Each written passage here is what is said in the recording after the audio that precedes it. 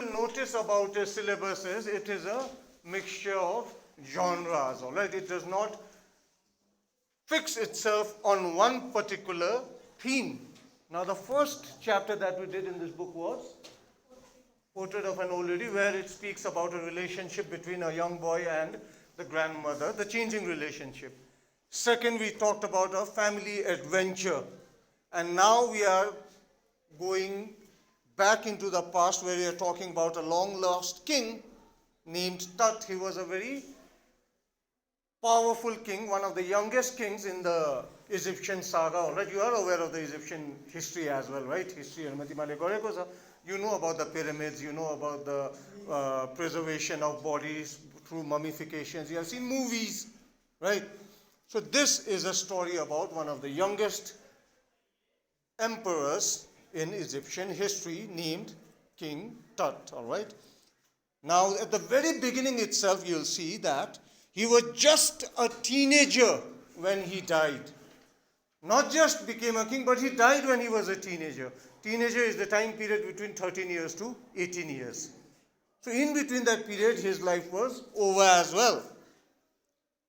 The last heir of a powerful family that had ruled Egypt and its empire for centuries. He was laid to rest, laden with gold and eventually forgotten. Since the discovery of his tomb in 1922, the modern world has speculated about what happened to him, with murder being the most extreme possibility. Now, leaving his tomb for the first time in almost 80 years, Tut has undergone a CT scan that offers new clues about his life and death and provides precise data for an accurate forensic reconstruction of the boyish pharaoh. So he is a king whose life is surrounded by controversy. Right? He became a king at a very young age, and he even died when he was just a teenager. And nobody even had heard about him until they found his tomb in the year 1922. Right, 1922, his tomb was found. But then at that time period, they could not do much investigation because the level of science was below par level. Level of science, they could not get much facts out of it. But 80 years into the future, science has developed a lot. Now they plan on undergoing a CT scan. You know what a CT scan is, right? Whole body CT scan. They can see the entire nerve system, structures, everything. So they want to find out what happened to such a king. A powerful king whose family had been ruling Egypt for centuries, all right? Not just decades, but centuries. His family had been ruling Egypt for hundreds and hundreds of years, and this boy became the youngest emperor, and yet he died when he was barely a teenager. And they think that murder may be the possibility behind his death. But they are not sure. All right? How do we know? They are just speculating. They are just speculating as to what has happened. And maybe now that a CT scan is being done, maybe they can get to the bottom of it.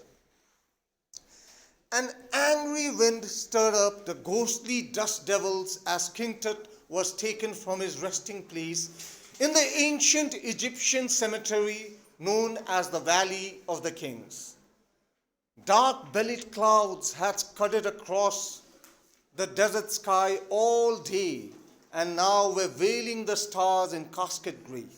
It was 6 p.m., 5th January 2005.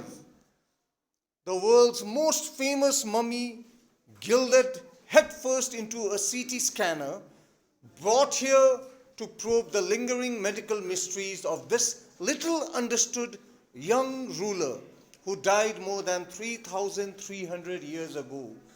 So on 5th of January 2003, they took out the body, all right?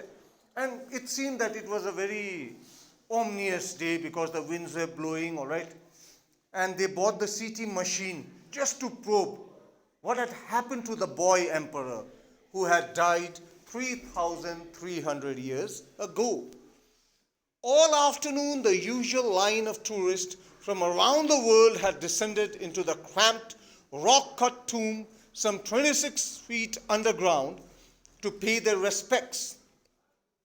They gazed at the murals on the walls of the burial chamber and peered at Tut's gilded face, the most striking feature of his mummy-shaped outer coffin lid. Some visitors read from guidebooks in a whisper. Others stood silently, perhaps pondering Tut's untimely death in his late teens, or wondering with a shiver if the Pharaoh's curse, death or misfortune falling upon those who disturbed him, was really true. So all day, all afternoon, that burial site would be busy with tourists visiting the place. All right, his tomb was now a sightseeing, a part of a sightseeing process, and tourists were there to see his tomb, the gilded face, the golden coffin. All right, and they used to wonder, even the tourists used to wonder, what did cause the end of such a young emperor and such a powerful emperor. And they even worried if the curse was true, because a curse was associated with the tomb which said that misery will befall to anyone who shall disturb this tomb. So they were even a bit suspicious about it. They were talking amongst themselves what could have happened, or whether if the curse associated with the tomb was true or not. The mummy is in very bad condition because of what Carter did in the 1920s. So the mummy is in actually not good condition. Actually, it's supposed to be preserved, right? Some tombs have been found more than 5,000 years old. They were so well preserved that it actually had hair, nail, everything. They could even make out if the body belonged to a male or a female, what kind of face she had, all right? Because the process was well beyond their time, all right? But then this was in a very bad condition, and this was because of one person named Carter. So what had happened? In 1920s, he did something, said Zahi Hawass, Secretary General of Egypt's Supreme Council of Antiquities, as he leaned over the body for a first look. Carter, Howard Carter that is, was the British archaeologist who in 1922 discovered Tut's tomb after years of futile searching its contents. Though hastily ransacked in antiquity, were surprisingly complete. They remain the richest royal collection ever found and have become part of the Pharaoh's legend. Stunning artifacts in gold, their eternal brilliance meant to guarantee resurrection, caused a sensation at the time of the discovery and still get the most attention. But Tut was also buried with everyday things he would need in the afterlife. Board games, a bronze razor, linen undergarments, cases of food and wine. So when his tomb was first discovered in 1922, it had already been ransacked, all right? Some people had entered and looted whatever valuables they could find, and still there was a lot of valuables left. It was one of the richest find ever in terms of artifact, in terms of antiquity, in terms of the Pharaoh's life. The Egyptians always believed that they will be resurrected. They believed in resurrection. So they always put important people with servants. Servants, they would bury it with the king, with gold, jewels, diamonds, everything, because they believe that next life they will need it. And servants are next life, that servants will serve the emperor in the afterlife. Till he is reborn again, they will serve him. So they used to do that, all right? And so because of this, it was quite an interesting find. And in King Tut's tomb, there were other things such as food and drinks, wine, board games, all right, which he might need in the afterlife. After months of carefully recording the Pharaoh's funerary treasuries, Carter began investigating his 3 nested coffins. Opening the first, he found a shroud adorned with garlands of willow and olive leaves, wild celery, lotus petals, and cornflowers.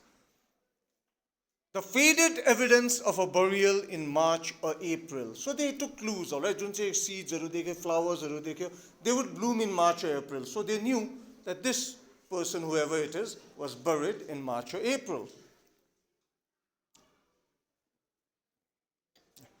When he finally reached the mummy, see, there were 3 coffins, all right.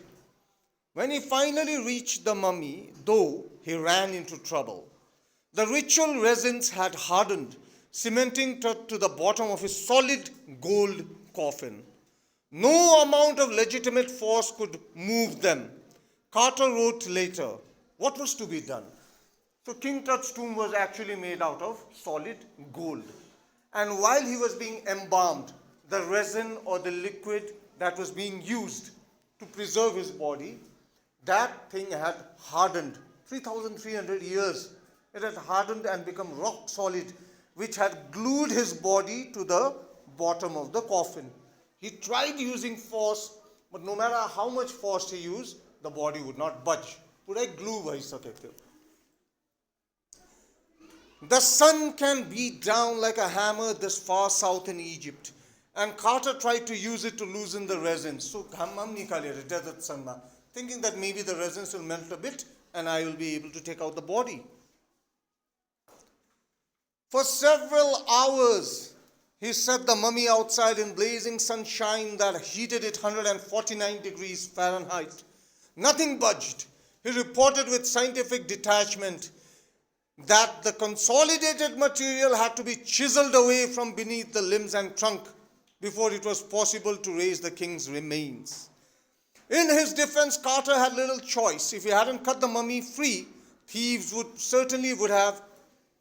In Tut's time, the royals were fabulously wealthy, and they thought or hoped they could take the riches with them for this journey to the great beyond. King Tut was lavished with glittering goods, precious collars, inlaid necklaces and bracelets, rings, amulets, ceremonial aprons, sandals, sheaths for his fingers and toes, and the now iconic inner coffin and mask, all of pure gold. To separate Tut from his adornments, Carter's men removed the mummy's head and severed nearly every joint. Once they had finished, they reassembled the remains on a layer of sand in a wooden box with padding that concealed the damage. The bed where Tut now rests. So there was no way he could get it. And Carter could not even leave it. Because if he leaves it, obviously it will be looted upon. Because Egyptians always thought that they could take their wealth with themselves when they die. That is why when King Tut had died, he was adorned with all his glitteries, all right? Gold necklaces, diamond, everything. Usko necklace dikhin le raha, bracelets dikhin le raha, and he was put in with gold and precious stones, which he might need in the afterlife. Now, he cannot remove the body. So finally, what did Carter decided to do? Take the body out piece by piece. They cut from each and every joint, hath nikalyo, tauko nikalyo. They bought out all the treasures junche the, त्यो चाहिँ निकाल्यो. The coffin जुन चाहिँ solid gold को थियो त्यो पनि निकाल्यो. Then they put the body on a wooden box with padding at the bottom so that the damage चाहिँ नदेखोस् भनेर जुन चाहिँ resin ले टालेको थियो. All right, and now King Tut remains in that wooden cabinet, and his solid gold coffin is preserved as an artifact which people can see in the museum as well. All right. So we stop here and we continue in the next class.